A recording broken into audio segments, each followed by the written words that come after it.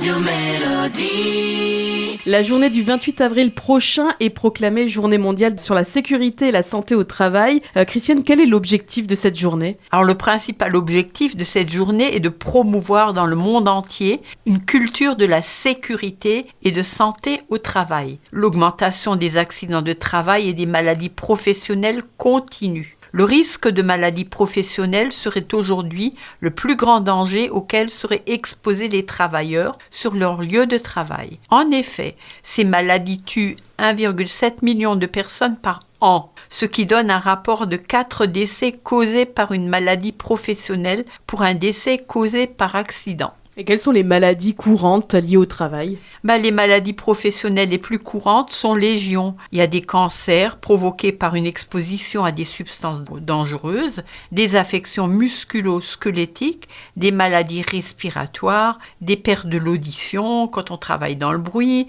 des maladies circulatoires, des maladies contagieuses causées par une exposition à des agents pathogènes et bien d'autres encore. Dans beaucoup de pays industrialisés où le nombre de décès causés par un accident de travail a diminué, le nombre des décès causés par une maladie professionnelle est lui au contraire en augmentation. Est-ce qu'on peut parler aussi de stress au travail ? Alors ça oui, le stress touche 4 salariés sur 10. Il est en nette augmentation dans les catégories supérieures, 47%, et pour les cadres supérieurs, 57%.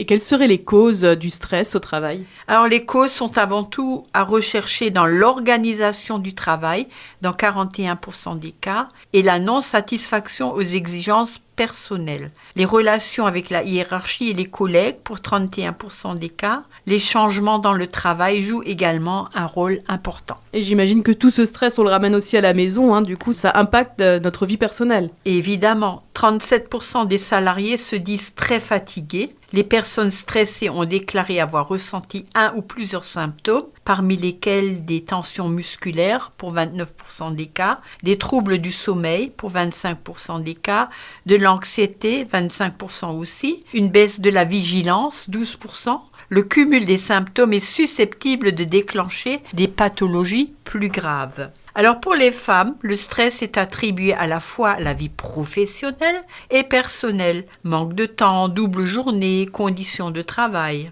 Les situations stressantes qui s'installent dans la durée ont toujours un coût pour la santé des individus qui les subissent. Elles ont également des répercussions négatives sur le fonctionnement des entreprises, turnover, journée de travail perdue, perte de qualité de la production, démotivation parmi les équipes. Il convient donc d'apporter des solutions afin de réduire stress et tension dans le monde du travail et tout le monde en sortira gagnant, employé comme employeur. Effectivement. Merci beaucoup Christiane, on retrouve tout ça sur le site de la radio, radiomélodie.com. Et Christiane, moi je te dis à la semaine prochaine et je crois que la semaine prochaine, on va entretenir ses muscles. Ah oui. Merci, à la semaine prochaine. À la semaine prochaine.